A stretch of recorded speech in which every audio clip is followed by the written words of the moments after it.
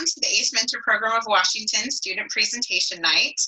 My name is Angela Gatula. I'm the Executive Director for the ACE program here in the Puget Sound area for Seattle, Bellevue, and Tacoma. For 19 years in our area, the ACE Mentor program has brought together key sectors of the design and construction industry, architecture, engineering, construction management, real estate development, and more, to raise the awareness for hundreds of high school students to the possibility of careers in those fields. Since 2001, an estimated 3,000 students have gone through our local ACE program. We have awarded more than $764,000 in scholarships, and we plan to award another $100,000 to 14 seniors at the end of this month. So far this year, about 220 students from 64 area high schools participated in our program, which consists of 11 teams total, 7 in Seattle, 2 on the east side, and 2 in the South Sound area. Our Puget Sound program ranks among one of the highest in the nation for the number of high schools that are involved. The students are being mentored by 210 of the brightest professionals from 65 of our region's architecture, construction, and engineering firms. At about 4 o'clock this afternoon, I emailed you an 8-page program. It went to all students, parents, mentors, and registrants of this virtual event. In the program, it lists the names of the students and the mentors, and it outlines a bit more about this year's student project. I'd like to give a special congratulations to this year's outstanding seniors who, this is their final year. Congratulations to you. And also I would like to give one more recognition to one student who has been in the ACE program for 4 years. Madison Merwine on the Tacoma team was an ACE for all 4 years of her high school experience, and that is a great accomplishment. We're glad to have Madison with us tonight. The program that I sent also has links to our Facebook page and our Instagram page. Feel free to like us and follow us if you'd like. So, over the course of the school year, the teams visited construction sites, they learned about each of the disciplines, they met bi-monthly at mentor offices. The team spent most of the year working on a design project in response to a mock request for proposal that ACE's leadership team created. All of the students' hard work culminates in this evening's presentation. This year, the students were challenged to design a mixed-use transit facility, and I look forward to hearing about their designs. We'll get to those tonight. Of course, we would like to acknowledge the incredible effort of all the mentors and the students as we worked around school closures and quarantine mandates, and we transitioned to a virtual ACE program. All 11 of this year's ACE teams finished their designs and recorded their presentations to be webcast in a series of virtual events this week. Tonight is the first of 5 ACE events, and we will be celebrating the teams all week. Congratulations to everyone involved, the students, the mentors, and the families for finishing out this year strong. For this virtual event, we invited a panel of judges to review the presentations and moderate our Q&A session later. I'd like to introduce our panel to you. First, Arthur Chang is Executive Vice President and Director of Design at Freiheit Architecture in Bellevue. Arthur is a member of our Board of Directors for ACE, the ACE Board of Directors. Second, we invited Jared Chapman. He's a senior estimator with Mortensen Construction in the Winston-Salem area of North Carolina. Jared is a former ACE mentor leader from his time living here in Seattle. Many of you don't know this, but Jared was instrumental in the process to expand ACE down to South King County and Tacoma. Without Jared's hard work, none of us would be here tonight watching presentations from our Tacoma teams because they wouldn't exist. So we're grateful to have Jared with us tonight to participate. Lastly, we invited Matt Jones. He's a senior principal at Magnus and Klemensick Associates and the director of their civil engineering program, their civil engineering department. Matt serves as an industry representative on our panel of judges tonight. So we wanted a board of directors member, a former team leader, and someone from the industry. His firm, Magnus and Klemensick, is very supportive of ACE, and we're glad to have him with us tonight. So thank you for joining us. So lastly, I just want to run through a quick a set of instructions on how this is going to work.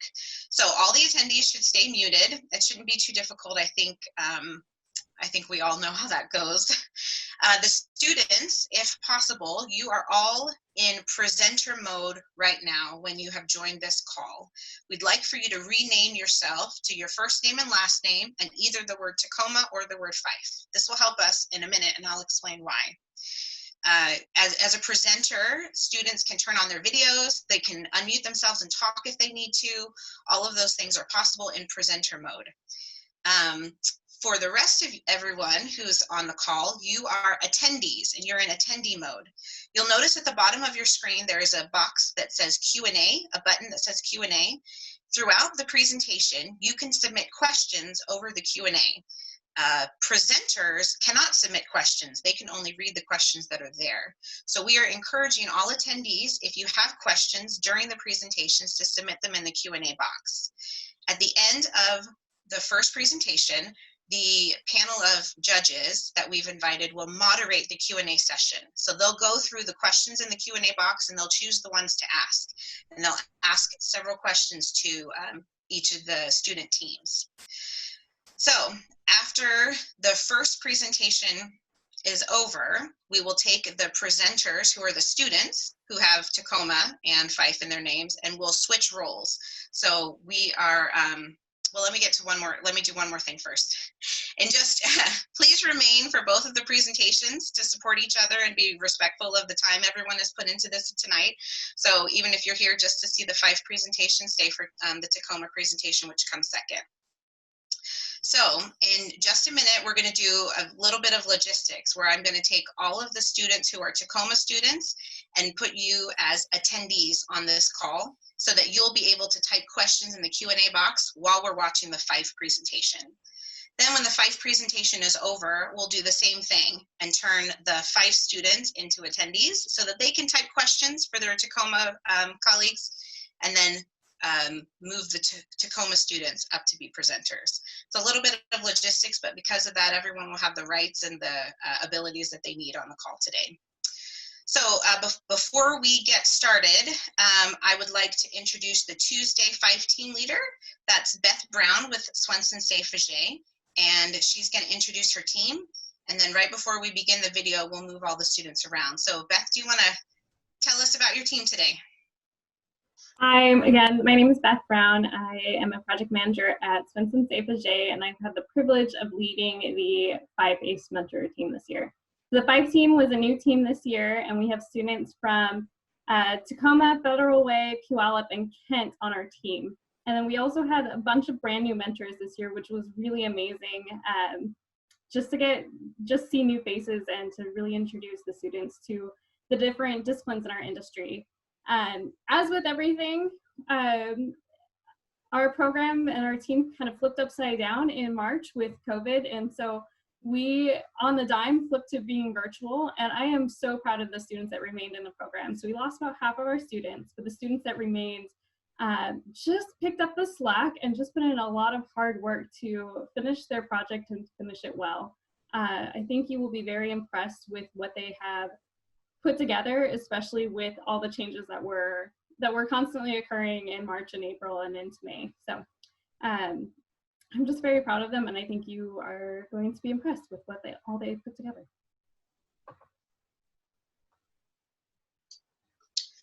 Okay, so now everybody just imagine that we're in a big auditorium as all the Fife students walk to the front of the stage and everyone else sits down. So we're going to take about a minute, and I'm going to move some students around. If you are a student and your designation on this meeting is changing, you'll find it's about a 5-second delay where you kind of are kicked out and then you come back in. Okay? All right, I'm going to do it now.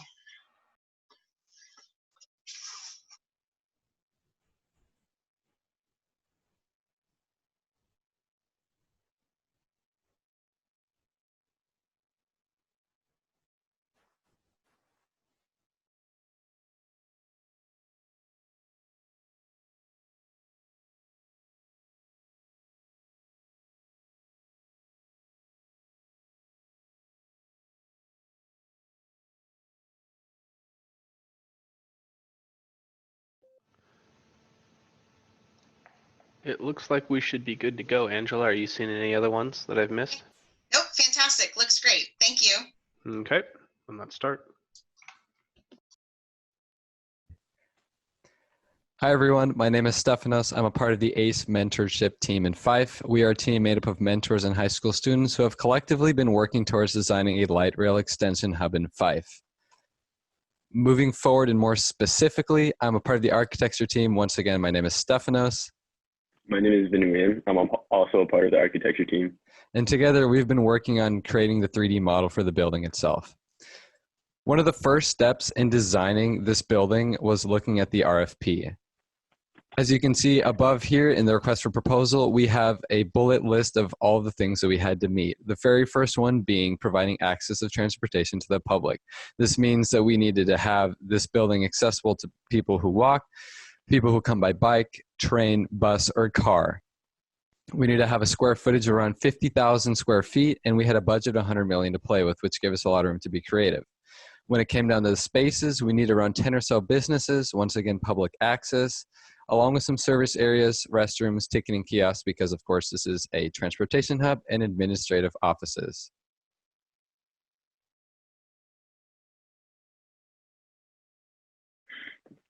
Okay, along with the RFP, we were given location. The location mainly guided us in what we really needed to acknowledge. And so this would include surroundings, highways, and different streets. And based off these, they kind of influenced the orientation of the building to provide the easiest point of entry for visitors. Sorry guys, I'm gonna try to pause that real quick. I'm getting some reports that the video is glitchy. Is that happening for everyone or just one or two people here? I wanna make sure that we can see this, as this is the reason why we're all kind of here today. If you can put in the chat how it's looking for you, I'll know if I can try to change anything up, or maybe we just keep going.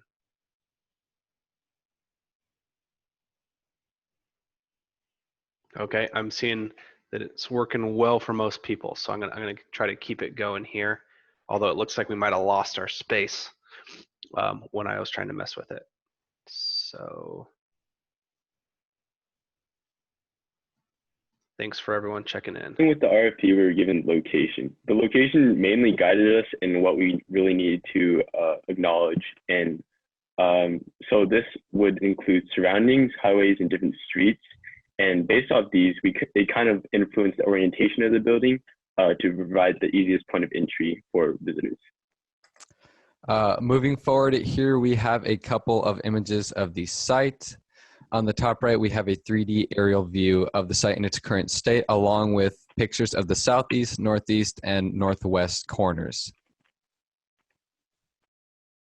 Okay, here are a couple of inspirational images that we took off the internet. We wanted to incorporate natural lighting and provide an organic feel. So this inspired a lot of use of glass as we tried to provide an open feeling in our model. After taking these ideas and inspirations into account, we started brainstorming. So when it came down to brainstorming for the hub, we started with bubble diagrams. We took everyone's initial ideas, brought them all together, and found out what we wanted and needed to incorporate in our model. After this initial brainstorming process, we then started laying out everything on the site itself, and then started creating boxes that we took from the RFP with the square footages of the different spaces that need to go in the building. With that, you can see in the left image, we kind of created a rough design and diagram for the model that we used to inspire the rest of our building. So having just designed the hub, we moved on to the platform. And so we took our planning skills to actually create this platform. One thing that helped a lot throughout the brainstorming process was the use of trace paper.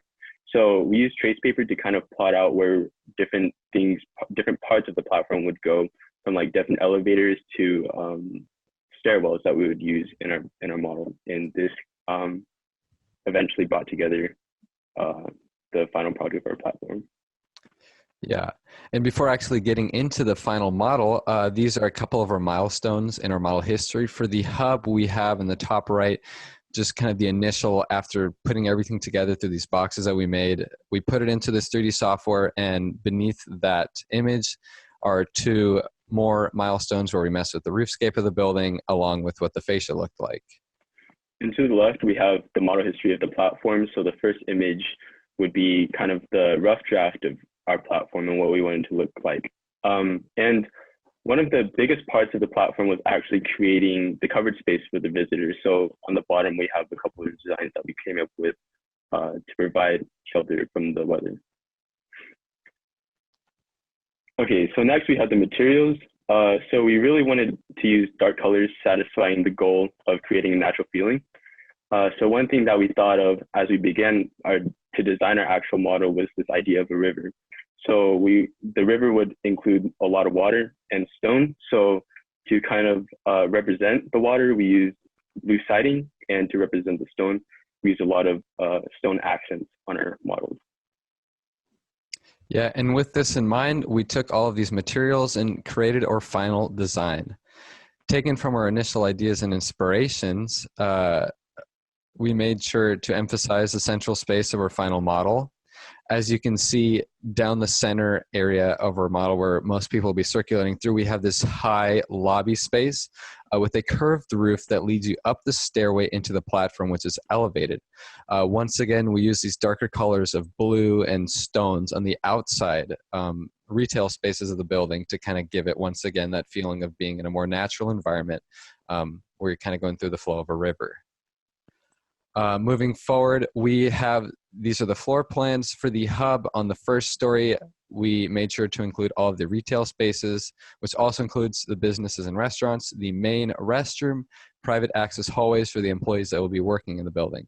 And then on the second story, which is to the right of the hub, we have the administrative offices along with a rooftop garden, which is above the service area, and a single occupant restroom. All these spaces are color coordinated on the keys on the bottom.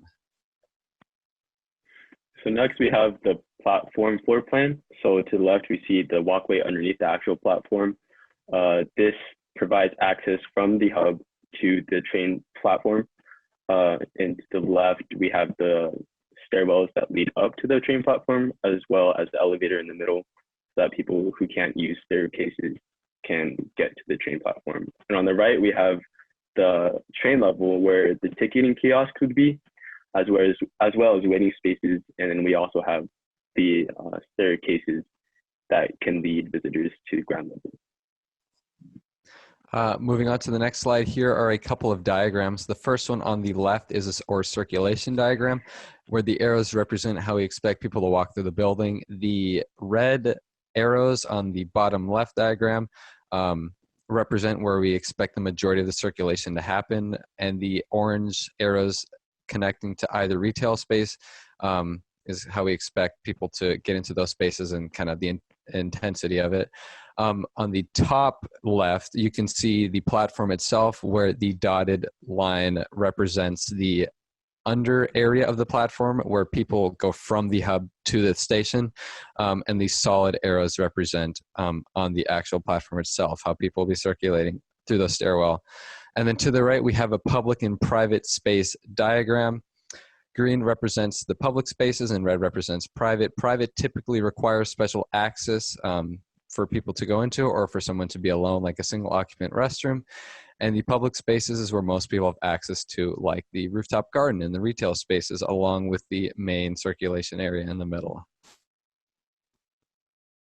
So here are a couple of highlights that we weren't actually able to put into our model. So some of the highlights would be retail spaces. So the retail spaces, we wanted to have convenience stores and small cafes for visitors to use as they wait for their train, as well as just a space to kind of relax and settle down. And to the right, we have bathroom plans. So we really wanted to go for more of a modern look with darker tones to kind of fit the material list that we came up with before. And that concludes the architecture team's portion of the presentation. Hello, I'm Aliana Forrest, representing the Civil Engineering and Landscape Architecture team.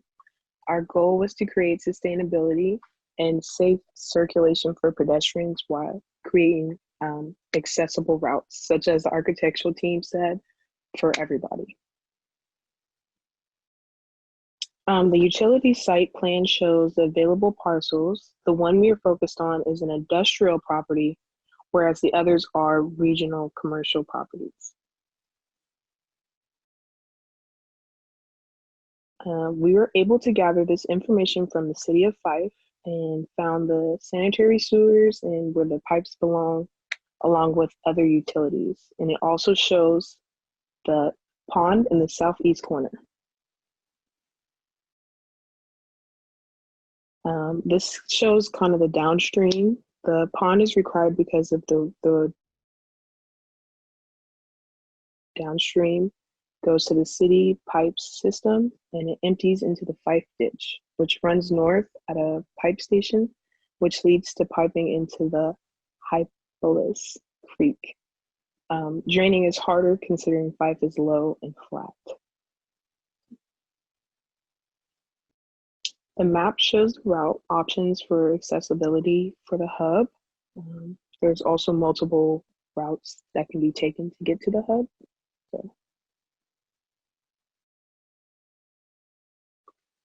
These are the alternative link routes. We chose Fife 1. It seemed more convenient and to make for a smoother operation. The trees, these are the trees in the site plan that I thought would be good and sustainable.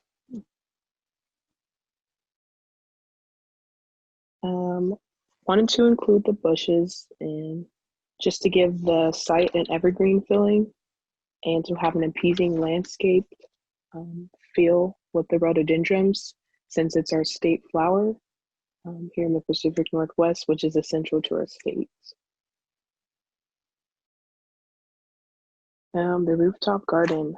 My team wanted a space that would be welcoming and just a good place to kind of just lounge and to socialize for people to connect. And we also wanted to make it edible so you can, get some berries. Bus circulation. We wanted to make it accessible for a safe circulation. And we added a roundabout to make it easier and have enough spaces for the bus shelters and added lights to light up the path. Also, bus stops are on each corner. So parking. So we chose parking off to the southwest corner. So it was kind of safe and efficient way to enter the building while leaving your car in a safe area. The inspiration for Plaza. We wanted it to be natural and comfortable and just relaxing, just a good place, just kind of chill. These are the final plazas. And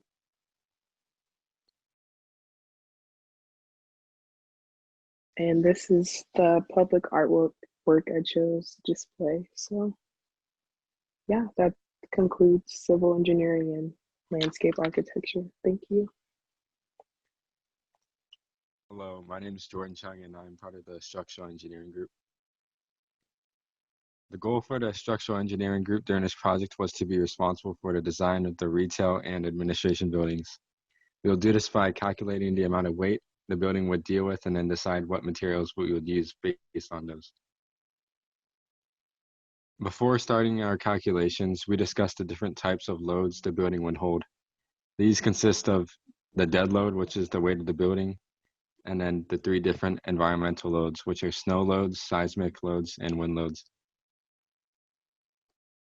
After setting the total load in pounds per square foot of the building, we started calculating the loads of the retail buildings. Because the dimensions of the building are 40 by 30 feet, we found that we would have to use joists that were too large and would affect the ceiling height a lot. We then decided that it would be necessary to place a column in the middle of the building. Therefore, the joists would be able to deal with less weight and be a lot thinner. We decided to go with a 20 gauge type B deck, which would allow up to 42 pounds per square foot. We went with a 12K1 at 10 feet on center joist and a W12 by 40 beam. Since the administration building holds the roof garden, the total load would add up to around 125 pounds per square foot. This is because of the added load of the concrete and vegetation on the roof garden. What is similar between the administration and the retail building is that since the rooms are not thin enough to just use one joist across the entire deck, we would have to use a total of 6 columns so that we could split the 60-foot side of the building into 3. Therefore, the joist would only have to extend 20 inches between each column, or 20 feet. The deck we decided to go with was a 2WH36 20 gauge with a 4-inch concrete slab, 20-inch LH08 joist, and a W21 by 93 beam. On the far left are the calculations of the seismic force for each part of the building. Building B has a garden rooftop, therefore there is more mass on the roof, which leads to a larger seismic force on the building. This is why the calculations for the seismic load of building B are around 3 to 4 times the amount of building A and C. On building C, the longer sides total up to a greater amount of surface area compared to the shorter side, which means that the building would have to be designed to deal with a greater amount of lateral force, such as wind. And for the atrium, which is the glass hub between all buildings, we decided to use curtain walls shown on the bottom left, which are a bunch of glass that is non-structural.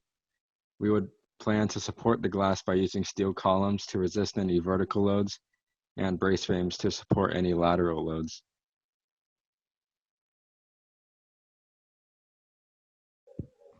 Hi, my name is Ashwell. I'm a part of the mechanical, electrical, and plumbing team. Risers. There are normally 2 types of risers. Domestic, which is hot and cold water, and waste that removes any type of solid or liquid waste. The first picture you see is the waste risers, which remove any type of solid or liquid waste. Second picture is the domestic, which is hot and cold water. Fixtures will be added to the building as architect requires. For example, in restrooms and break rooms. Rainwater collection system will be used to flush toilets. Civil connections will be made. We will communicate with civil for those connections. We will have the connections for the risers in place for the retail store so that they can connect it according to their businesses. Next slide. HVAC. The DOA system is a ventilation system that provides outside air to each individual spaces. The VRF system is going to be the heating and cooling system for the building. Interior lighting. All the lightings are going to be LED. The first picture shown will be used, the lighting for the first picture will be used in hallways and outside the building. The second one will be used in administration and the main areas. And the third one will be used for lighting accent walls. Exterior lighting. The first picture lighting will be used for path walks. The second one will be used for entries, and the third one will be outside wall lighting. The connection for the power will be made on 12th Street, which will then serve a transformer that will be located outside of the building. And from there, it will go on to the main electrical room, which houses a 480 volt distribution for large mechanical equipment, and will also include the building's main lighting panels. It also has a 208 volt distribution for small mechanical equipment and 120 volt power for general purpose loads. As you can see, there are 2 rooms labeled as MDF and IDF. MDF stands for main distribution frame, and IDF stands for intermediate distribution frame. These will serve the data needs for the building. Small electrical rooms will be located throughout the building to serve the needs of the retail stores and office spaces.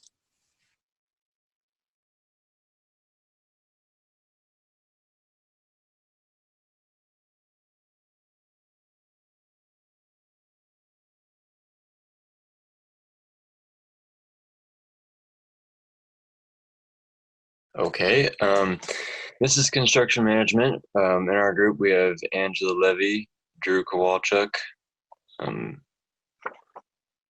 Schabel, Mackenzie Searless, and Eric Riley. So close. This is our layout and logistics of the site. Our truck access road in light blue easily mobilizes our site with wash stations at both ends. The offices indicated in yellow overlook the site with easy access to power. And towards the back, the dark blue storage containers put the supplies directly in the work area. And the paved back service road in dark gray will be used for employee parking.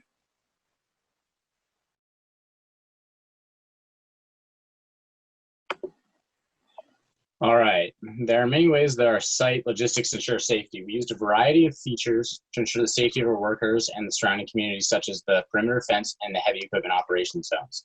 The perimeter fence keeps all pedestrians and other people that shouldn't be on the site out. That way they don't get hurt or potentially steal things. And along with this, we have heavy equipment operation zones, which keep our employees away from areas in contact with heavy machinery, which could harm them.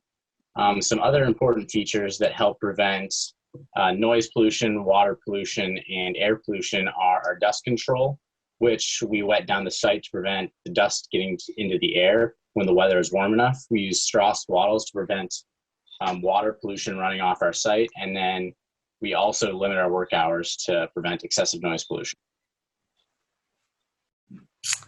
All right, so right here we have our schedule that we came up with. We split the schedule into 3 main parts: pre-construction, which includes the design and the permitting, and we said that would take about roughly a year. Then we moved to the demo phase. That would conclude, clearing out all the trees and land in order to start building, and we estimated that would take about a couple months. And then we moved to the construction phase, which covers everything from surveying all the way until your landscaping and your final paint, and we estimate that will be about a total of 14 months of construction. In addition to this, we also want to stress the importance of the schedule, and it's important to follow it closely because you're scheduling out long lead items. If you have like elevators or something like that, you've got to make your schedule accurate so the clients are happy, and then also make sure your schedule is accurate for subcontractors so they can schedule their work. And occasionally, if your schedule is good, you can overlap work as well.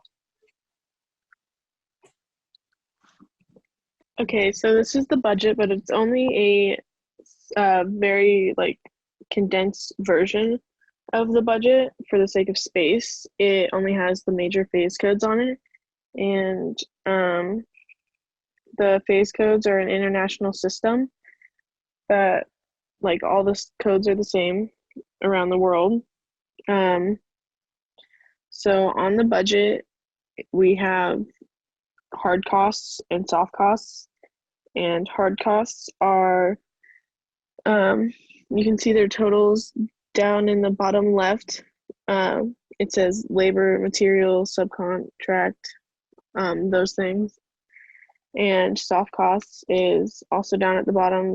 It's liability, tax, etc. Soft costs takes up a big portion of the budget. The high costs for this particular project are going to be the metals, the thermal and moisture protection, and the doors and windows, because there's going to be a big expense from the curtain wall, especially. And there's,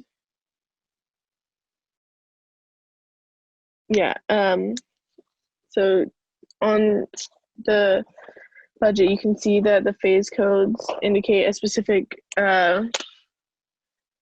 section of work. General requirements cover stuff like trailers and things that you generally need for the work.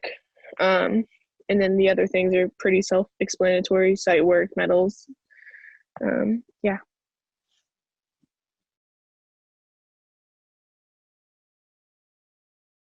And that's the end of Team 5's project. Thank you for listening and have a good rest of your evening.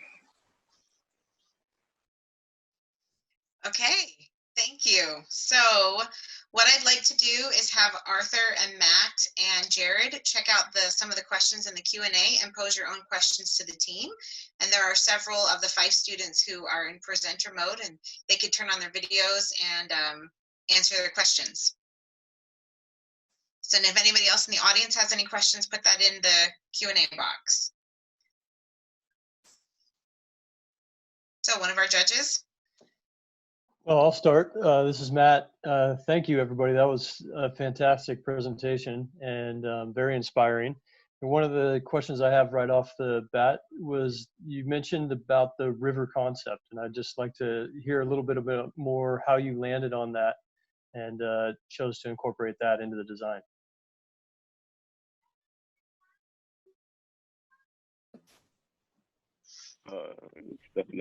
Yeah. Me. Yeah, I was finding the unmute. So in terms of like the river concept and designing the building itself, kind of the main idea for this is that we live in a state that's very rainy, I could say, the majority of the year. And there's a lot of greenery, there's a lot of rivers around here. So that was like a big inspiration for us. We kind of looked around how we have the Puget Sound right here, and it's, it's a really amazing place for all these animals that live around it and live off of it, and the fish. So we thought, why not create a building that kind of represents that in a way? So it represents the environment. So again, we have a lot of rivers, and we decided to take that into inspiration. Like said, the main center area representing the river, because that's where everybody's circulating through, and then the outer areas representing the more solidified bank of the river. This is Arthur. Yeah, I really appreciated your presentation. It was wonderful, and you can tell you put a lot of work into it. Given this explanation about the river, it seemed like you had two banks where you had activities on one side and activities on the other side of the bank. Yes. One side seemed like it was supported a little bit better by service, and the other side less. How did you come about coming to that decision? Yeah, that is correct. One side does appear to be more supported in terms of it as like more mass for the, or like more square footage for the wing itself. In terms of how we went about designing that, I don't exactly have an explanation in terms of why maybe one side is better than the other, but when we were designing it initially, we decided to break up the retail spaces into two wings. That's how I like to identify the two sides into the two different wings, and we wanted to give a lot of the retail spaces street coverage without just creating this really long mall-like hallway where all 10 retail spaces are facing the road. So we kind of have like a little plaza just off the main entrance of the building. So that is kind of why we decided to have that L shape, so then everybody could kind of be facing the plaza and the main entrance of the building. Yeah, I really appreciated how each one of the spaces had both a front that opened to that street, but also open to the outside also. Yes.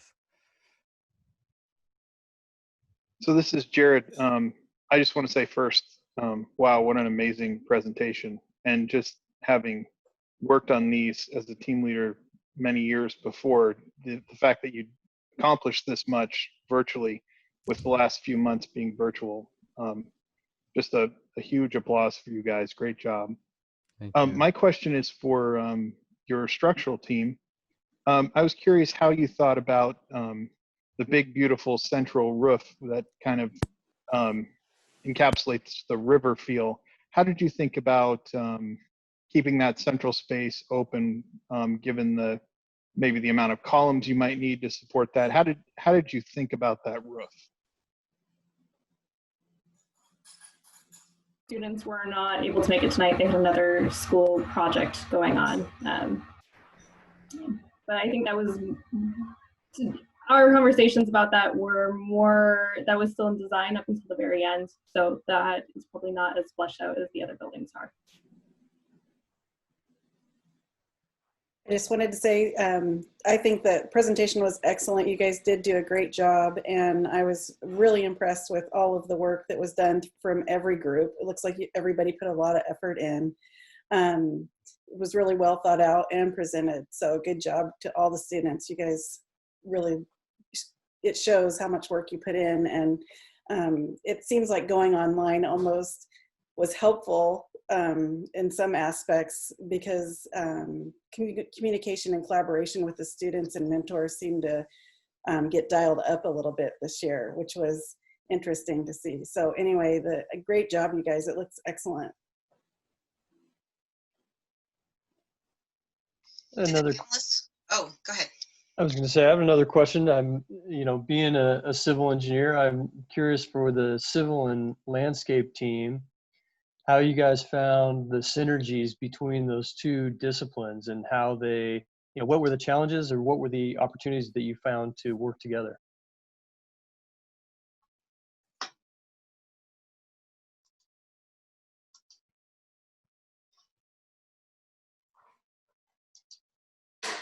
Aliana did not get added to the panelist list, so she's not able to answer. She's in the meeting. What was the name? I can move over. Let me find her.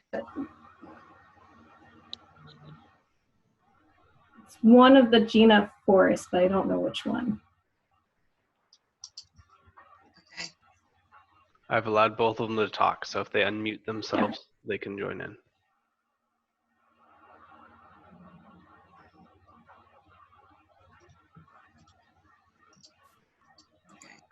Should we click to ask to unmute? Yeah, they might be just. There she goes. There we go.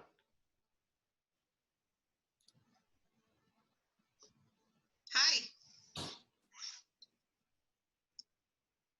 Oh, we can't hear you. Still seems like it's muted. Yeah, it was unmuted for just a second. I can see her video.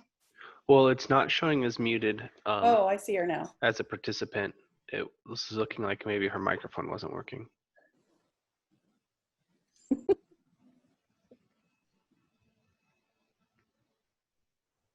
While we're waiting for her, I do have another thing that I want to talk about for a few seconds. It seems like a lot of effort was put into the roof garden, which I really appreciate.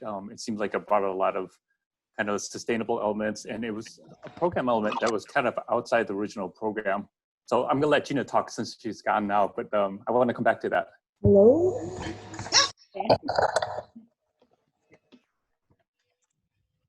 Okay, so one of the challenges I kind of had was just, I don't know, kind of persevering through the corona, and just kind of keeping my head up and doing it by myself.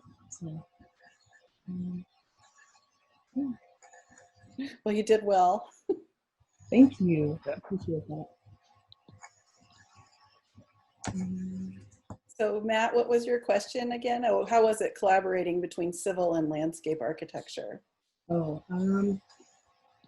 I really enjoyed the landscaping factor more than the civil, but I definitely learned a lot from civil engineering, especially the mentors that I had.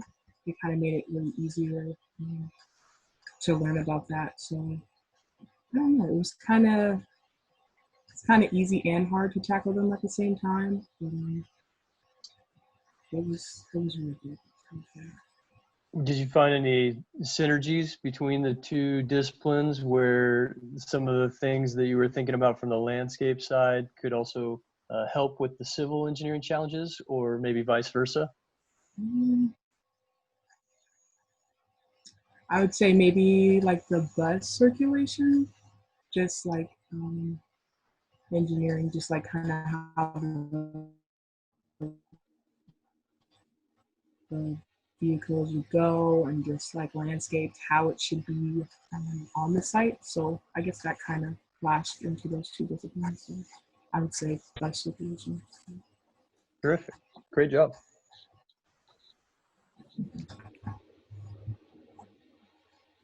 Coming back to the roof garden, you guys put a lot of effort into the roof garden, and I see a question on the side asking about, it seems like there's a lot of structural improvements that were needed to support it.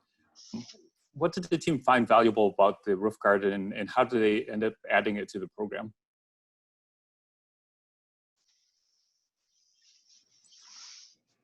I think the rooftop garden just came considering the themes that we had and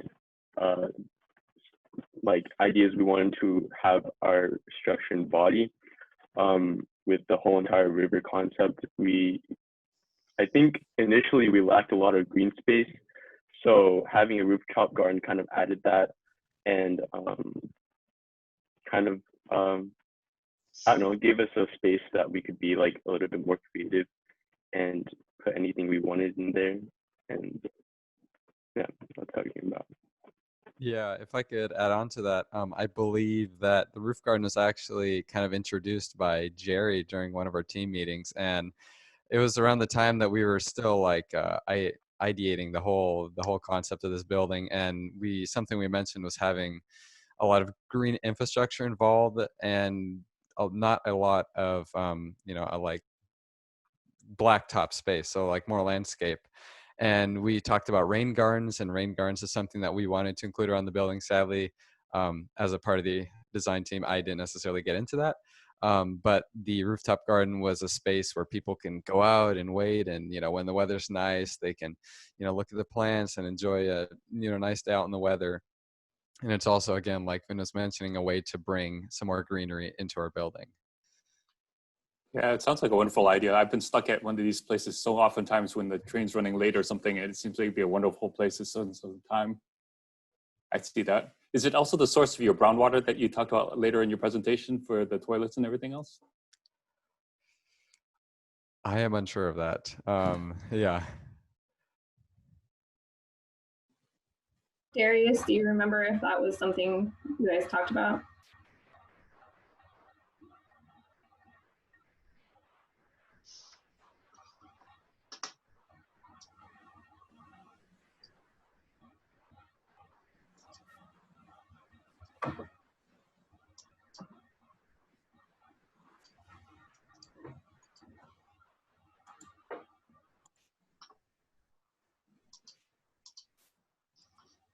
I think he's muted.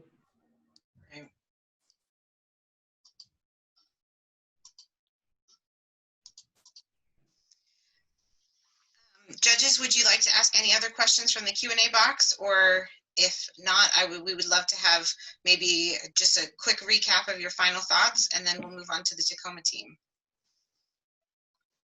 I just had one more to bring the construction team into the questions. Could you guys, you mentioned in your presentation both long lead time items in your schedule and then also in your estimate. I was curious, what were some of the things you thought would be long lead time items, and also just a couple of things that you thought were having big impacts on the cost of the project?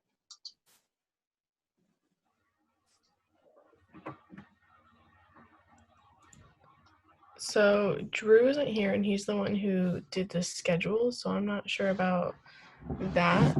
But the stuff that we thought was going to have a big impact on our like the cost of our project was, are you asking like because of the schedule or just like in general?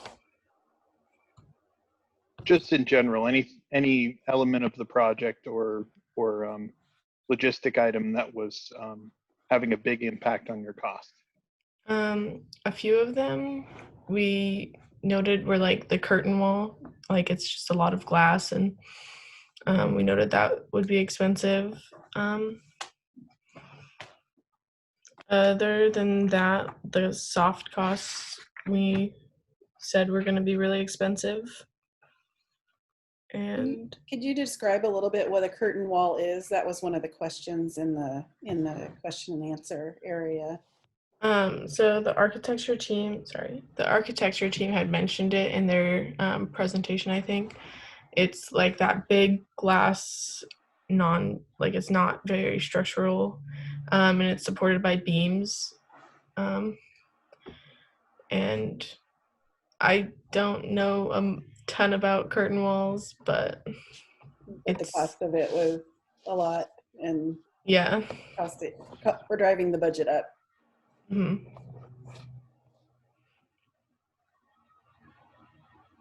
Yeah, that's all I got. Good job. Thank you. Could I get maybe Arthur to give just a quick summary of your impressions, and then have Matt go second and have Jared go last? Sure.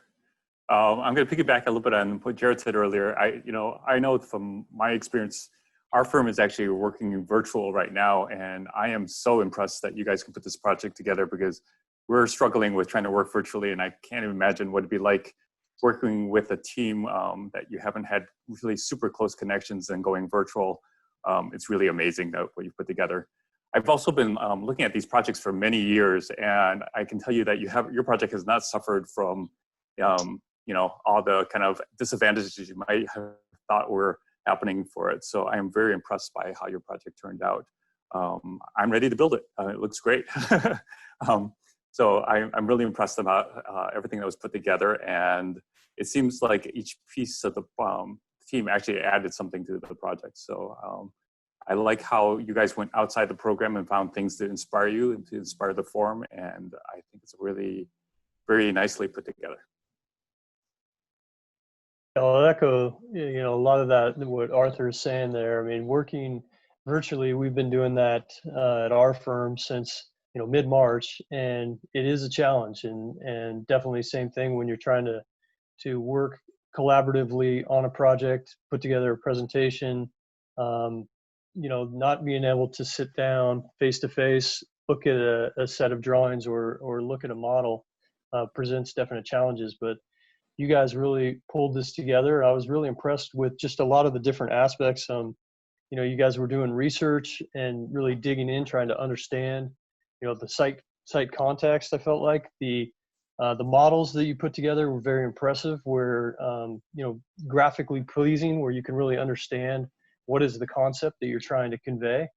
I liked how, as you were going through the presentation, the way you guys were using some of the technology to highlight the areas that you were talking about. So it was drawing your eye into, specific areas on the screen. I did feel that I liked some of the things that were starting to get teased out in terms of, say, understanding about, say, some of the utilities and things like that. Then it kind of made me want a little bit more. So, and I realized there's time here where maybe not as much that you can share, but then it's like, it makes me kind of desire just a little bit more to understand there. And the one thing I would say that, when these projects are coming together, like you've come up with that scheme of the river concept, that it can not only flow from the building, but it can flow through to the site. And how does the building and the site integrate so that river concept could become one where you have really a cohesive building and site together? And also, as you're understanding that context of really what the site characteristics are, really taking advantage of those. What does the site have to offer in terms of, say, the natural sun exposure or the wind or just the natural resources that are available to it, the topography, and then let that help you guide the design and tell that story, bring that story to light of what that site has to offer, and then you fold that into the building. But really loved you guys' presentation. A lot of great work. So congratulations. No, I will just echo both Arthur and Matt. Completely blown away and impressed with this presentation, especially given the circumstances that you've done it under. I really, you really sort of sold the river theme to me. It made me interested in the project. It was something that you could see sort of flowing through your thought process. I thought that was great. You made a train station interesting, and that's not always necessarily easy to do. And not all train stations are interesting. So I thought that was really good. And the way that you presented your design decisions made a lot of sense, and it conveyed that you had put a lot of thought and effort into this. So I commend you for that. Really great job, guys. Thank you. Thank you to the panelists. Congratulations to the Fife team. That was a wonderful presentation. Next up, I would like to introduce our Wednesday Tacoma team. The leader is Kathy Owens with Nature by Design. She's a landscape architecture firm. Kathy, if you take just a minute and introduce your team, and then we'll shuffle students around. Okay, do you want me to start with the introduction now, or do you want to shuffle around first? What do you think? Mark, should we shuffle first? Yeah, let's go ahead and do that real quick. Okay. As we seeing people go through, and then again, if anybody doesn't have Tacoma after their name, but they're part of the team, if you put in chat your name, we'll also move you over to try to make sure we don't miss anybody. Okay, so I'm going to move the Fife students to all be attendees, and Mark, you're going to move the Tacoma students to be presenters, yeah? Yep. Sound good.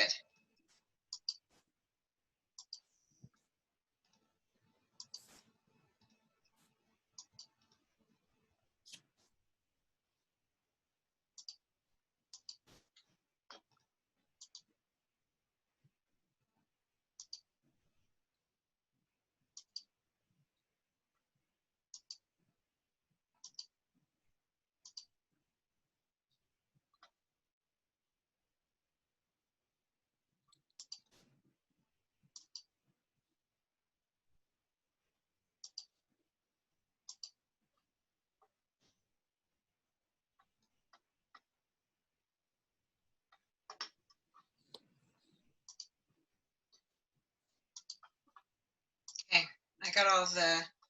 Yep. Okay. Okay, so the Fife students should now see that they're attendees, which means they can now type in the chat the Q&A box, and the panelists, who are now the Tacoma students, you'll see that you can answer questions in the Q&A box. So it should look a little bit differently for you this time than it did for the Fife presentation. And now I will turn the time over to Kathy. Tell us a little bit about your team, Okay. then we'll get you started. Okay, well, we met at PCS offices in downtown Tacoma on Wednesday nights. And our team consists of students from South Kitsap County. So they drove about 45 minutes twice a month or 3 times a month to come to a meeting in downtown Tacoma. So cross that bridge, and Gig Harbor students. We had Tacoma and Puyallup. In the past, we've had Olympia students, so kind of that South Sound, but with splitting into Fife this year, so we kind of evened that out a little bit. We started out with 25 students and 25 mentors.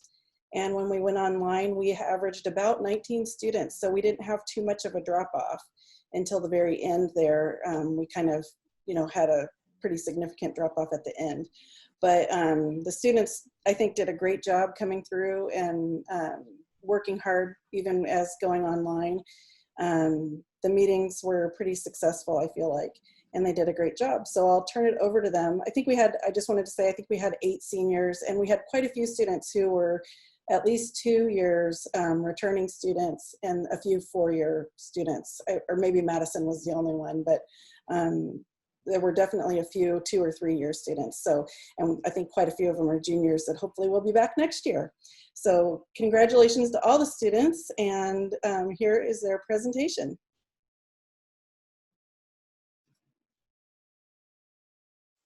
Welcome to the Tacoma Team Sound Transit Tacoma Hub presentation. I'm Chloe Dutry, and I'm going to introduce all of you to our project. In 2030, the Sound Transit Tacoma Hub will offer fast and affordable public transportation. It will include 10 businesses with indoor-outdoor experiences, a skyline view of Tacoma, and it'll be a 35-minute ride to SeaTac Airport.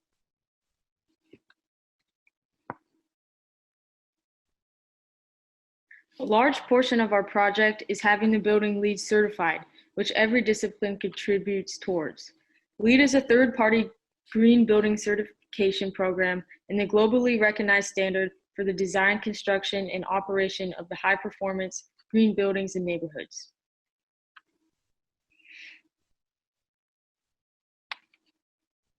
As a team, we have to complete the request for proposal from the owner. Generally speaking, safety and security, sustainability, site characteristics, and building characteristics.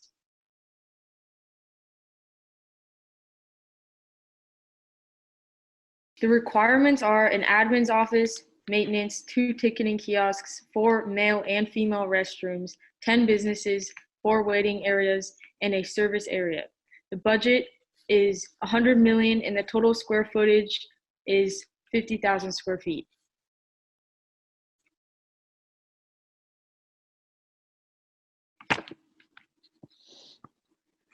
This is our site, and southeast 1 block from the South Transit Tacoma Hub location is the Sound Transit Operation and Maintenance Facility.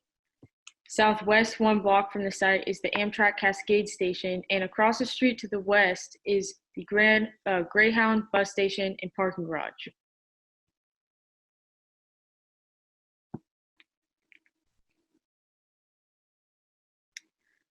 This is our architecture group, which consists of me, which is again Chloe Dutry, Slavic, Natalie, Cole, and Kira. Early in the design process, key ideas that led us to the end result were terracing, natural lighting, comfort, environmental, and Pacific Northwest.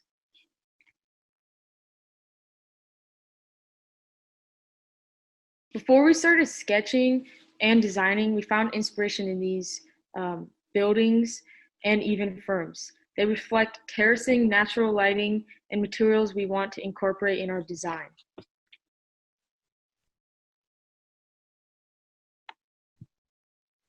The materials for the building are Western red shiplap seating, bifold doors, and forest green trim.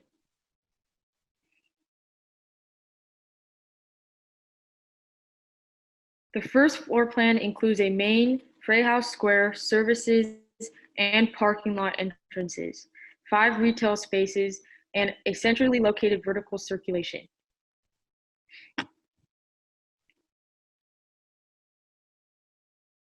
The second floor plan includes more retail, an administration and management office, ticketing kiosk, and an outdoor courtyard connected by a sky bridge from the parking garage.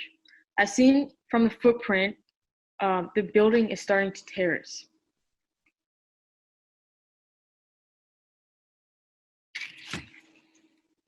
For the third floor plan, we needed to reach a height of 60 feet and we did not want any unnecessary space.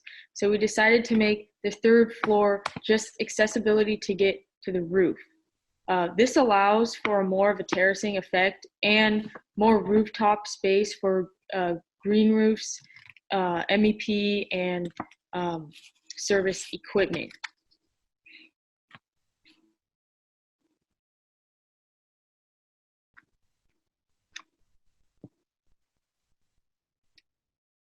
This is the roof floor plan. This is mainly where people wait and where people access the light rail.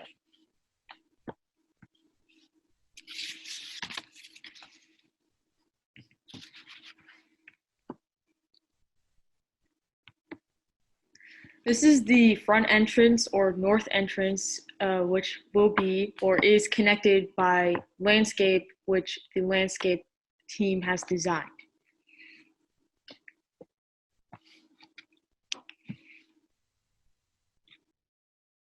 This is the Skybridge entrance where we utilize the bifold doors for the indoor-outdoor experiences.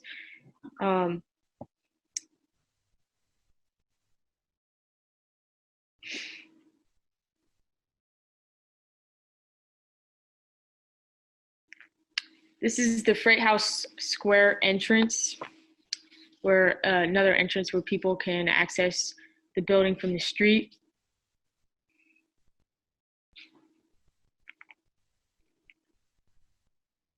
And this is the service entrance where people can access the parking garage and where the loading dock is. And now it's off to civil and landscape. Thank you, Chloe. Hi, my name is Madison Merwine, and this is the Landscape Civil Group. Our group includes Madison, Jonathan, Justin, Blake, and Madeline. Next. Here are inspiration photos for our project.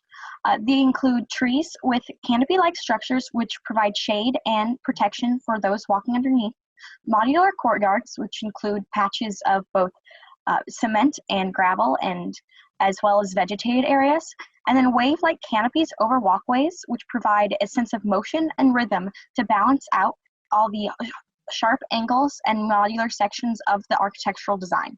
Next.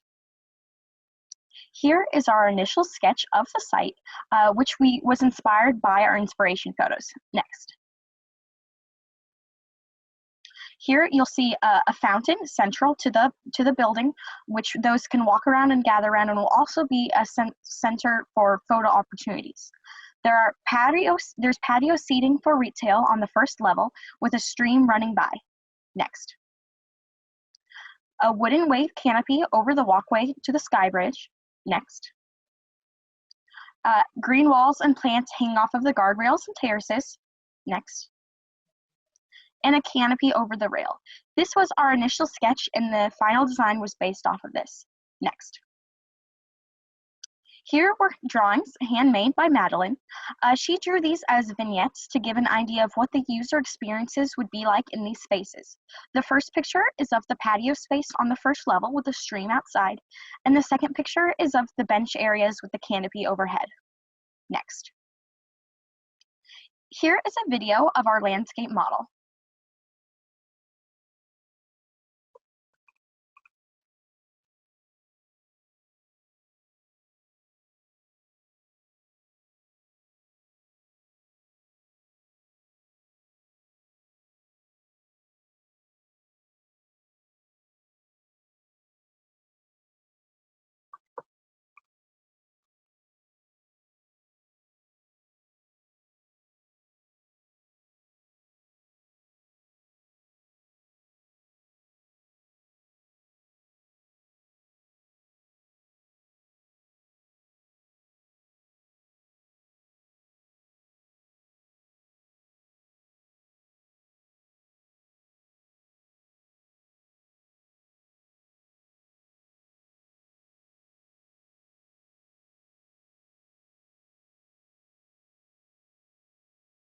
All right, thank you. And now let me elaborate on some of those features you saw in the landscape model. Next. Here we have a plan view of the site. You'll see that on the bottom edge, you'll see that the rail will be coming on into that fourth level with the canopy overhead, which was inspired by pictures given us by the architecture team.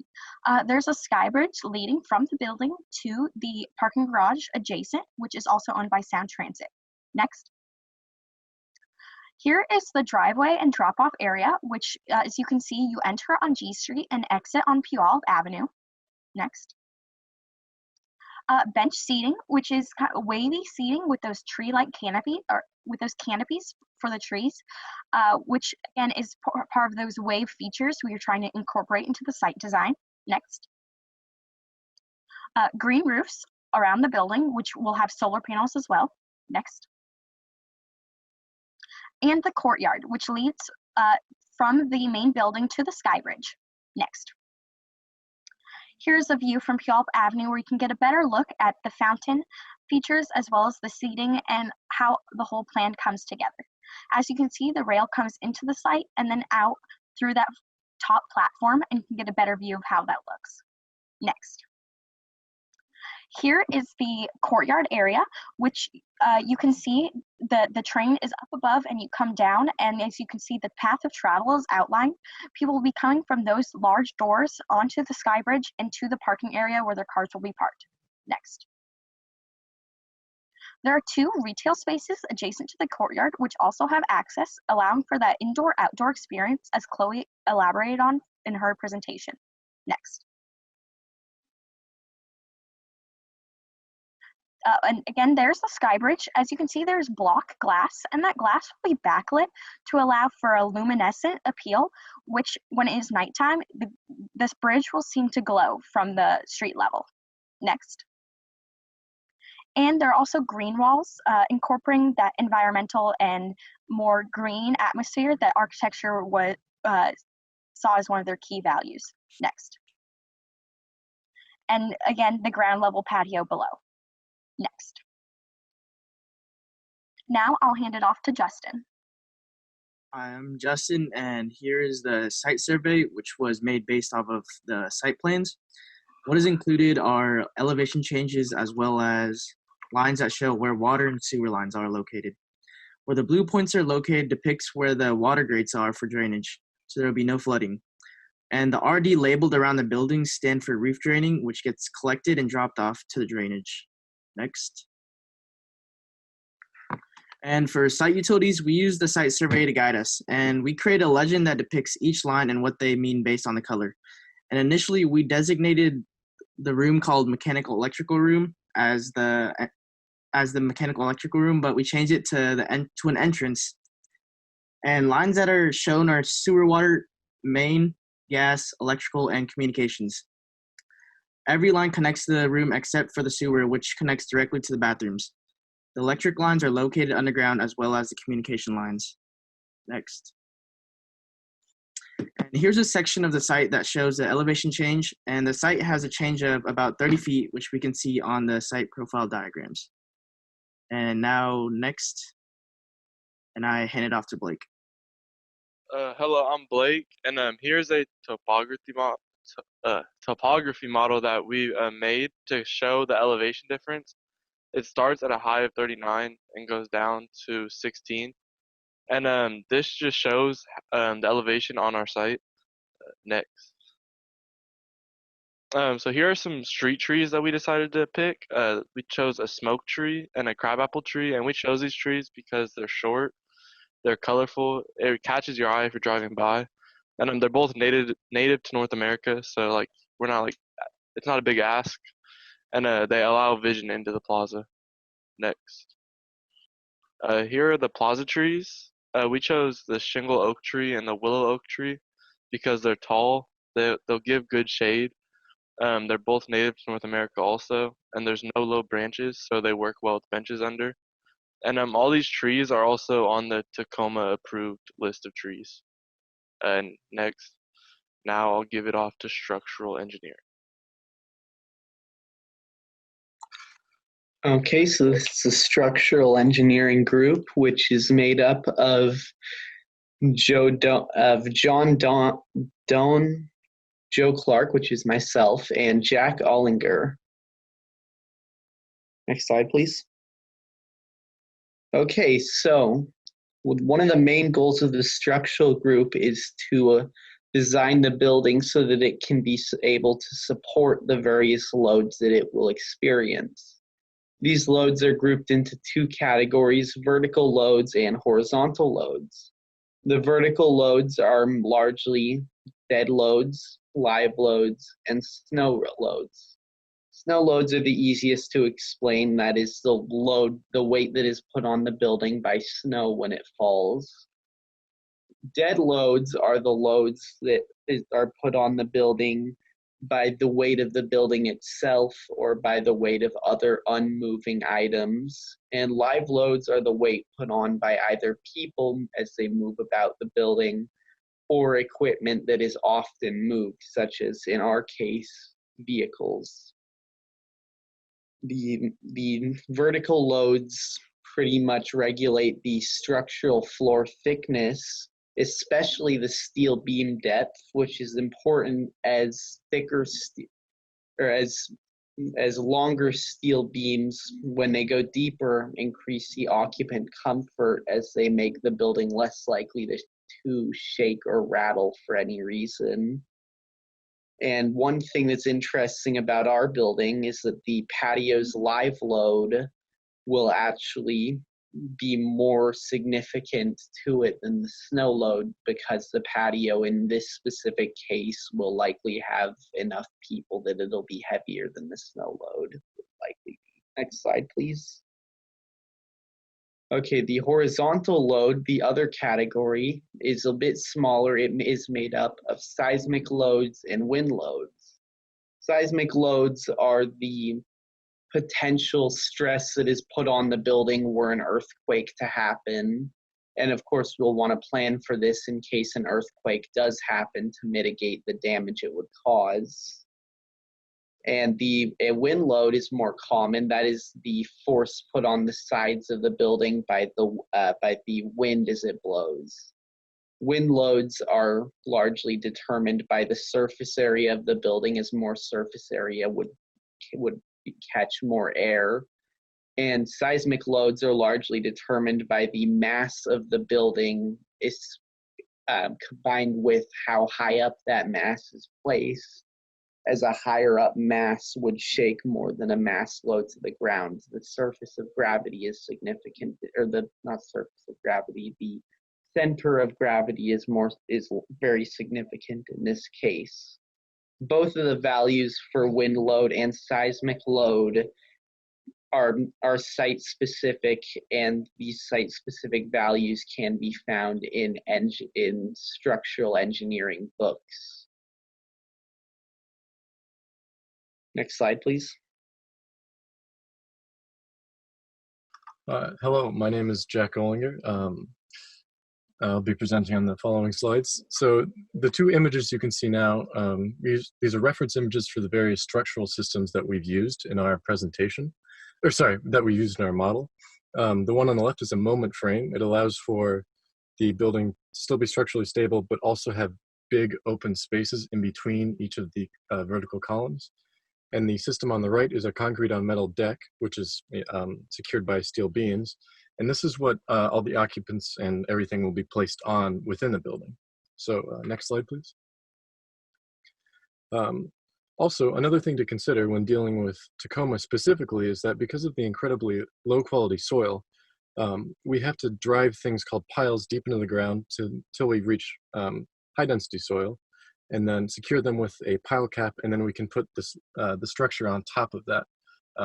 So we put the columns on top of the pile caps. That prevents, or that ensures that the building will be stable during earthquakes and won't sift through the soil if there was an earthquake.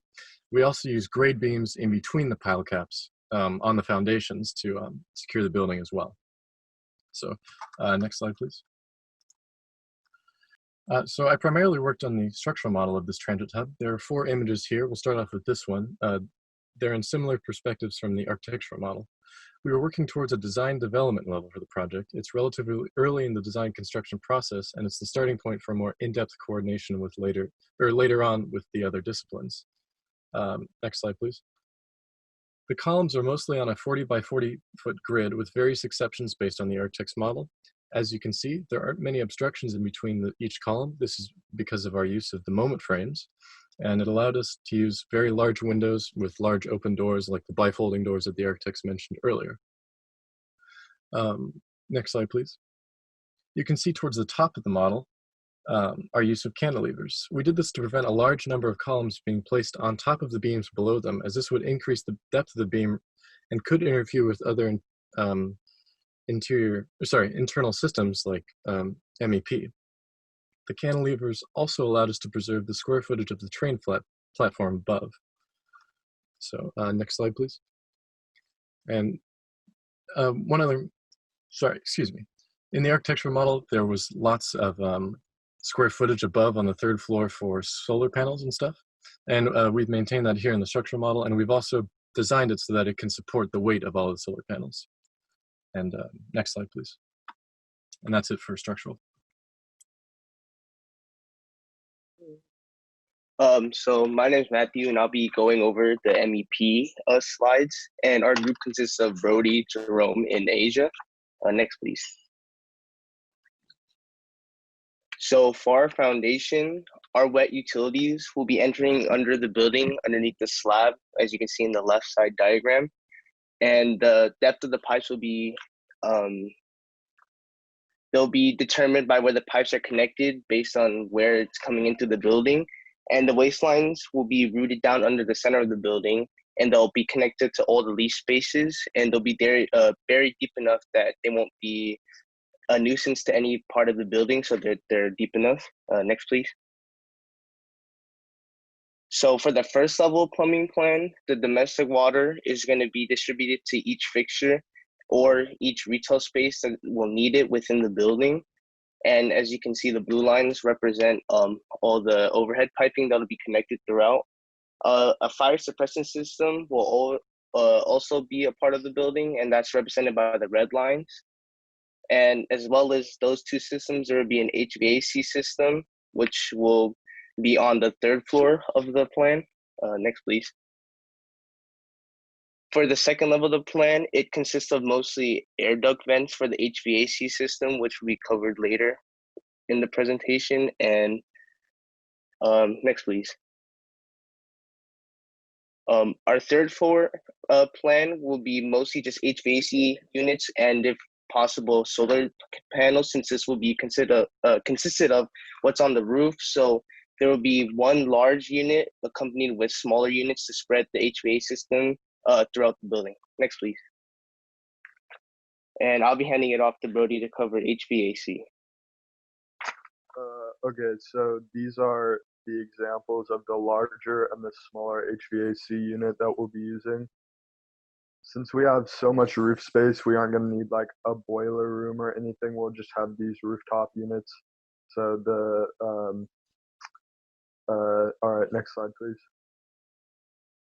And this is a side view of where the HVAC systems will be located on the top of the building. Next slide, please. So now onto plumbing and bathroom. So as you can see here, this is a table of the occupancy and the minimum amount of plumbing fixtures that will be needed for the building. So the occupancy is based on the building code and the amount of square footage for a passenger terminal, which is what this will be serving as. Because this is like, we'll have flood occupancy or like surge occupancy rather than people consistently being in the building, we're doubling the amount of toilets and drinking fountains from the minimum amount required. Next slide, please. So this is the basic bathroom layout, as you can see here. We're using like low flow toilets and sinks, which will get us the lead points as we were talking about earlier. Also, you can see over here, the drinking fountain will also have a bottle filling station, which is another lead point, I think. And yeah, so that's pretty much it. Next slide, please. These are the considerations that we took into account when looking for the fixtures, mainly accessibility, maintenance, durability, sustainability. That ties into the lead that I was talking about earlier, appearance, and price. Next slide, please. I'll be handing it off to Asia from here. Hello, my name is Asia Scola, and I'll be going over the electrical portion of the MEP group. So based on a variety of ideas brought together from both the civil and the MEP group, we have leaned towards having all lightings for this facility be energy efficient LED lighting, while maintaining a minimalistic and modern theme and appearance in the fixtures. Our goal was to reduce glare and cutoffs and improve security in order to make this space seem more inviting and safe. As you can see in this beginning slide, we find inspiration from bright indirect lighting options in darker spaces, most of which are hanging and others recessed. Next slide, please.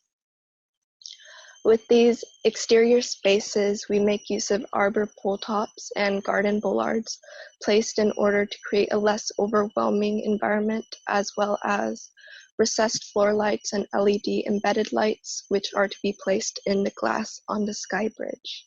Next slide, please.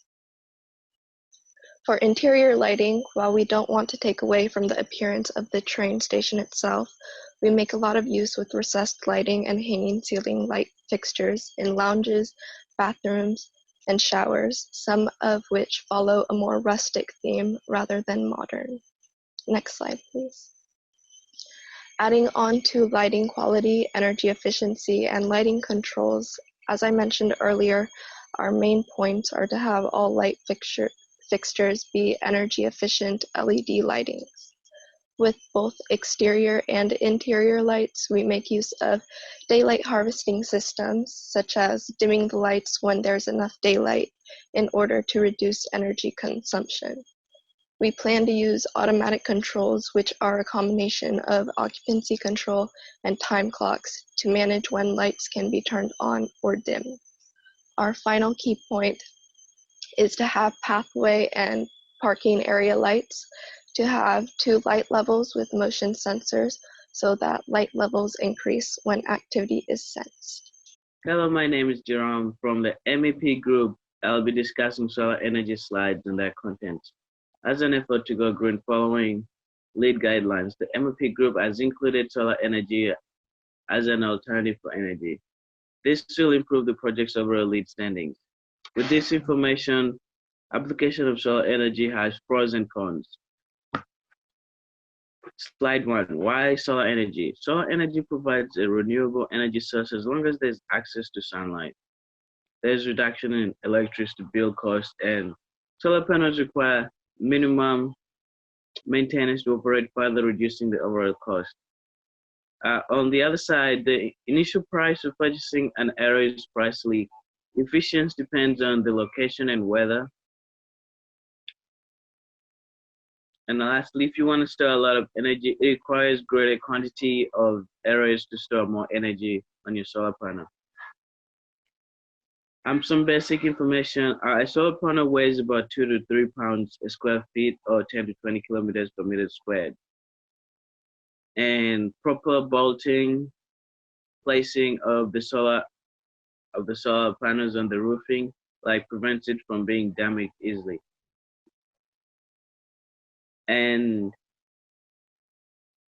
after all considering all the information and the studies, we discussed that it would be to our best if we include solar energy in this project.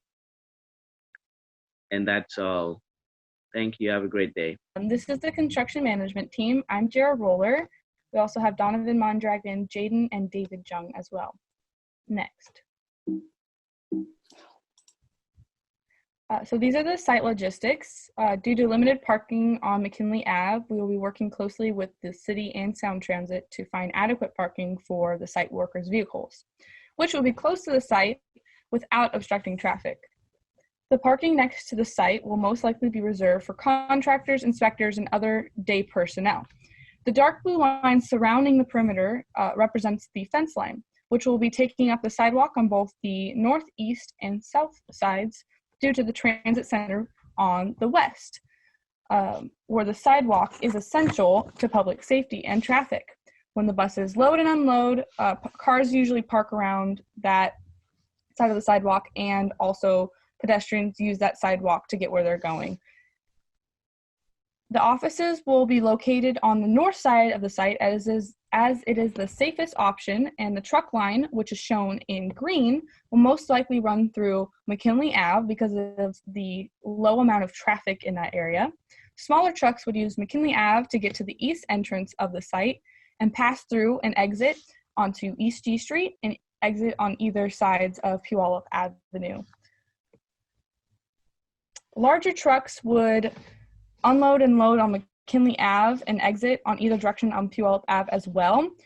We would have flaggers available if we need them. It's very unlikely that we will, but if there was ever a conflict with bus schedules, which we will be working with Sound Transit to make sure that we know the bus schedules, we will direct the traffic in the safest way possible. Next.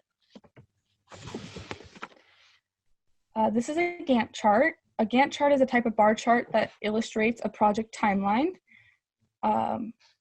This project is set to take exactly 1 year to complete, beginning in June of 2029 and ending on June 1st of 2030. Next.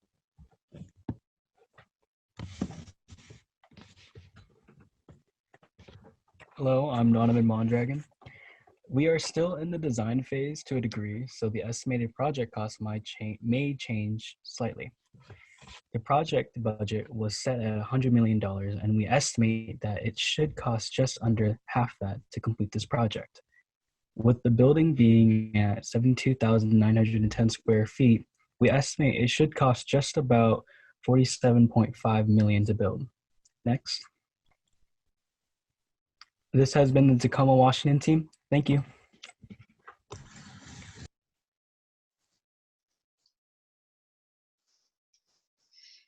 Thank you, guys. I'd like to turn the time over a little bit to Arthur and Matt and Jared. If you have some questions that you'd like to ask, or pull it from the question and answer box. And if anybody has any questions, any of the attendees, put it in the Q&A box and we'll chat for a little bit with our Tacoma students. I'll jump in first. I really love this presentation, and I love the way the project came together. But in a very close-knit team. Something that's a kind of a small point to me is that I really liked in the presentation where we could actually see the people speaking. I know it's a really tiny thing, but it makes me nostalgic for when we were all live doing these projects, and helped me keep me a little bit more riveted to the presentation.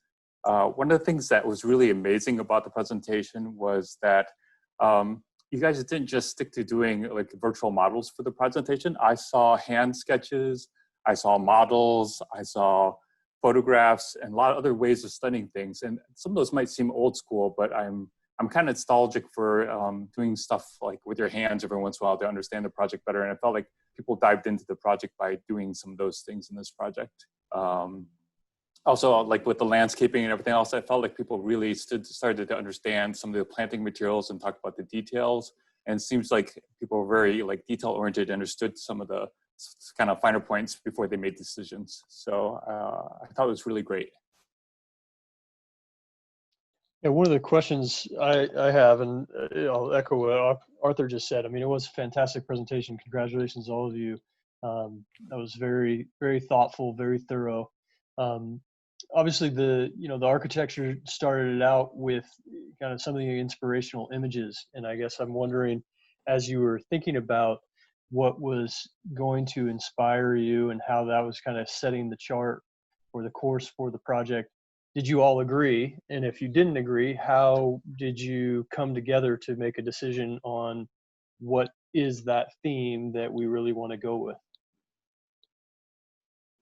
Okay, so early in the design process, one of my fellow team members, Kira, drew a mountain, and she said, "I want this building to look like a mountain." And then we all kind of laughed because it literally looked like Mount Rainier, and we're like, we can't literally have a mountain as a building. And then we started thinking about ideas, and I'm like, why don't we do terracing? And I'm pretty sure Jerry had mentioned something about terracing as well. And then we got the idea from that, and we went on from there. It was really cool. Nice. Notice that you guys came in at half the budget for your project. How does the team feel about that? Do they feel like they should have spent more money on the project, or are they very happy where they ended up at?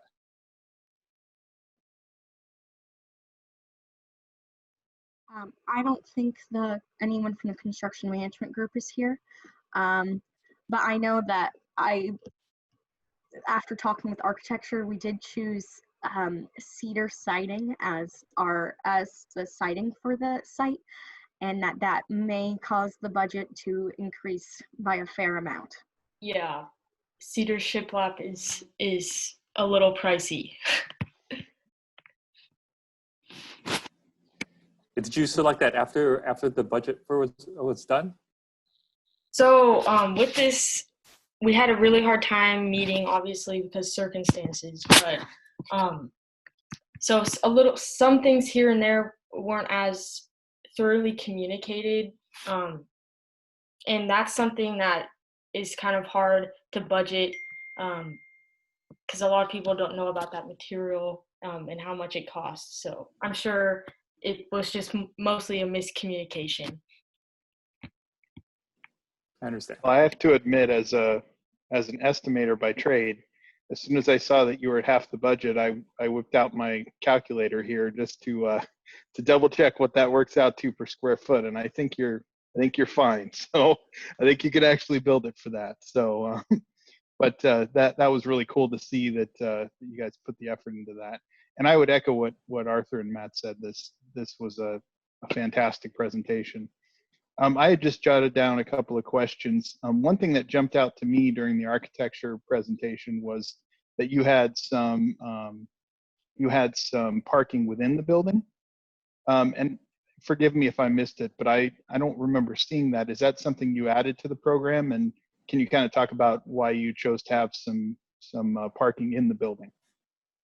Yeah, so basically, with the current circumstances down by Freight House Square and the Greyhound bus station and the condition of the parking that's already there, it's extremely busy and overwhelming, and we like 3/4 of the way through the project and through the modeling, we realized as a whole entire team that we needed to incorporate parking for people who were going to ride the light rail, because there wouldn't be enough with what we already had included.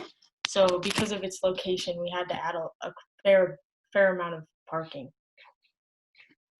And from the civil side, we also need to add parking for ADA parking, because the parking garage that's adjacent, it just wasn't close enough to be as convenient as possible for people with disabilities, and going downstairs and elevators and all that. It would be much more convenient for people with disabilities to be able to have parking right there inside the building.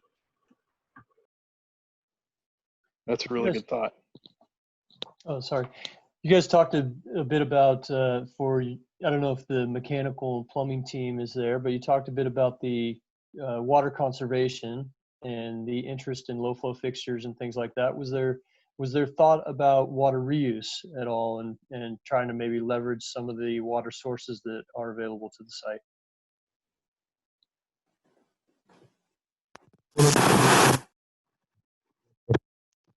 Using things that would only require gray water, and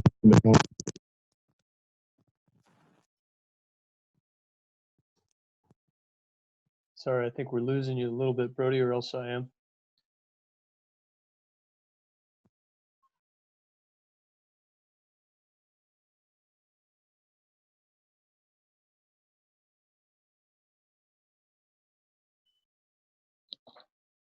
Maybe we lost Brody. Sounded like maybe gray water was one of the sources that was considered. Yeah, I can speak to that a little bit. I think that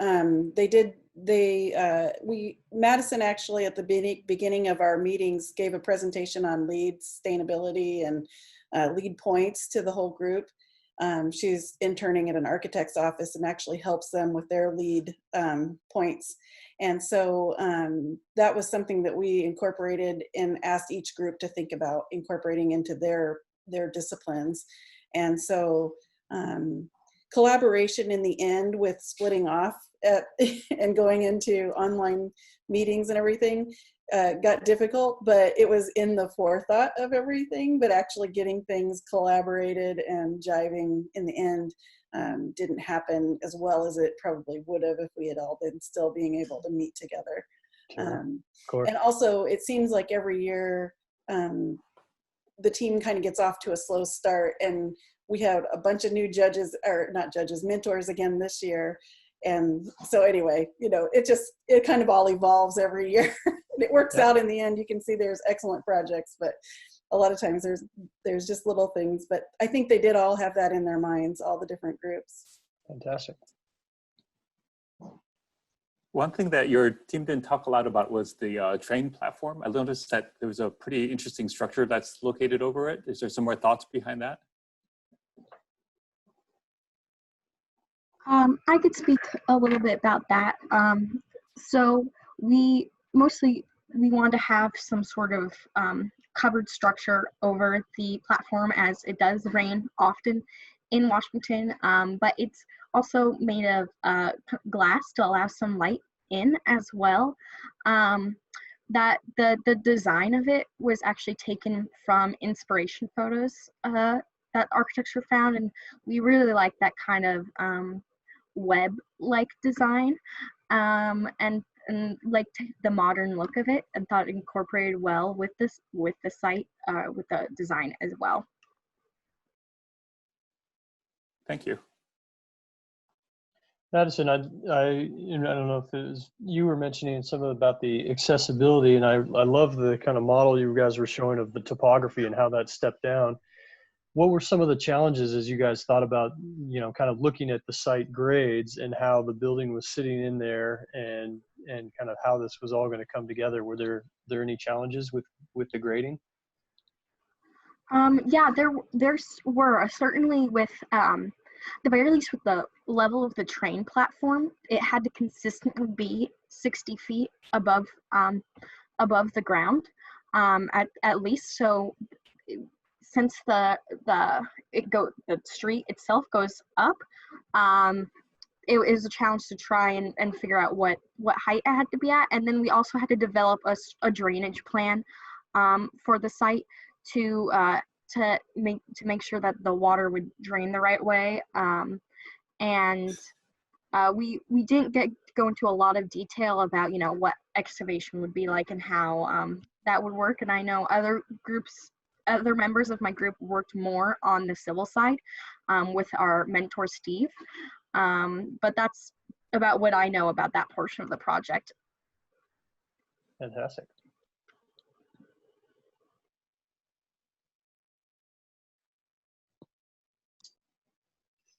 There was a question in chat that says, was there anything about the coordination required between disciplines that stood out to you?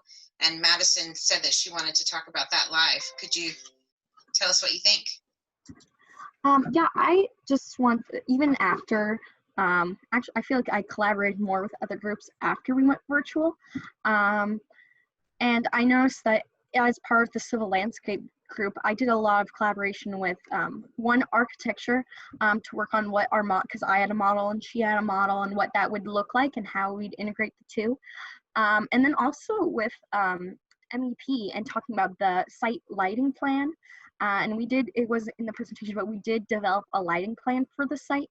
And we worked together to pick out fixtures for the landscape and for the site as well to light those areas. And we did kind of talk about also site security and what bollards we would use, the post lighting that you see that's about a couple feet tall that you'll see at different places, and how to integrate that so that it isn't defaced and things like that. So I noticed that there's at least a lot of collaboration between landscape and architecture and MEP. Yeah. Thank you. I'd like to give Arthur and Matt and Jared a chance just to give some final thoughts about the presentation, and then we can wrap it up. So Arthur, anything you'd like to say finally? Again, it's a wonderful presentation. I can imagine going through the building. And I think one of the things I really appreciate about this team is it felt like each component of the team actually developed something that actually moved the project forward a little bit. I was impressed with, the detailedness of the structural kind of analysis of the building. I was really impressed with the architectural setting up the tone and the kind of terracing of the building. Then having kind of the landscape group come back in, flesh it out, and it seemed like everybody pulled together. If I missed anybody, I apologize, but the whole group just seemed to pull together and put a wonderful project together. That's my impression of it. Yeah, I'll say, just from right at the get-go, I thought it was very impressive the way you guys were presenting things graphically. I mean, even from that initial program and budget slide, just how you are conveying the information was really well done. All the inspirational images, like Arthur was saying, there was clear that you were doing modeling, but you were going beyond. Even there was the hand sketches, the vignettes, the kind of topographic models. So all of that just led to, like what's been talked about, that you guys were really diving in and being very thorough. And each discipline, what I was really impressed with was how integrated and cohesive the design was. So the architecture and the landscape architecture they were really speaking together. The civil and the plumbing, you could see that those were coordinated. The structural, when they were going through, was a very thorough analysis and design. The construction, even as you're sitting there thinking about, construction access and truck routing. So every piece, it felt like you guys weren't leaving any stones unturned, which really speaks to just how well of an integrated team you guys were. The other thing that I was finding was, you were finding solutions with just multiple benefits. So you were talking about with, say, landscape and civil, you have the green roofs, and you were talking about, solar over the green roofs. And, though it wasn't necessarily specifically mentioned, but those benefits of those synergies between the two, and how, the green roofs, the green walls, they provide that landscape amenity. At the same time, they're providing stormwater management benefits for civil. So finding those solutions where there's multiple benefits kind of really added to your overall project. So it was a fantastic project and well put together presentation. Congratulations. Yeah, I completely agree with what Arthur and Matt have been saying. And the one thing that really stands out to me is the level of coordination, the way that all the different elements of the project really worked well together. I thought there was a beautiful synergy between practicality and design in this. I just thought it looked to me like a design that that would be very easy for a municipality to actually go with and put together in real life, which can be a little bit of a challenge to do in an ACE setting. But it was just really fantastic and really well thought out. And I'd just like to add that it personally is really gratifying to me to see teams still in the South Sound and Tacoma and Fife. One of the things that I was most sad about when leaving Washington was not getting to be on that first Tacoma team. I was really very much looking forward to that, and it just it's awesome that you guys are still doing this and doing such a great job. So thanks for letting me be a part of it, and wow, congratulations on 2 really great presentations. Thank you. Thanks, Arthur and Matt and Jared. And thanks to the Fife and Tacoma teams. I just have a couple things I wanted to mention before we go. The designs were really impressive, and every year the innovation behind the students it's very inspiring, and this year was no different, just that we're meeting a little bit differently as we are presenting to each other. So I guess do our round of applause from your homes. Thank you very much. I just wanted to say really quickly that there are other mentoring programs around that give high school students exposure to architecture and engineering, but ACE is unique and exposes students to everything in the building industry and provides a hands-on experience through this design project. Putting together this program takes a tremendous amount of time and energy and dedication. We have compiled the numbers, and we estimate that we run a $1 million program every year, but the lion's share of this budget comes from mentors and volunteers and donated corporate time. So we don't need that much money to run our program, but we do incur costs as an organization. If you are interested, we ask that you could make a donation.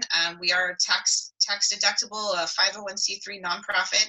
In the program I sent earlier over PDF, there's a donation page. You could also go on to acementor.org/Seattle and make a donation through PayPal. Anything that you give counts and goes towards our scholarship fund and other costs that we incur to put on this program, because it costs about $235 that we've estimated for each student to go through the program, but we offer it free of charge, so no student ever pays to participate in ACE. The last thing I wanted to say is a great big thank you to Mark Kinsman at Mortensen. He's our technological guru for this meeting today. He's hosting our webinars all week long, so thank you so much to Mark. And all right, have a great summer, and we hope to see you next year. We'll figure out what that looks like when the time comes, but ACE will keep going on because buildings will always be built, and we're grateful that everyone came out tonight. And that's a wrap.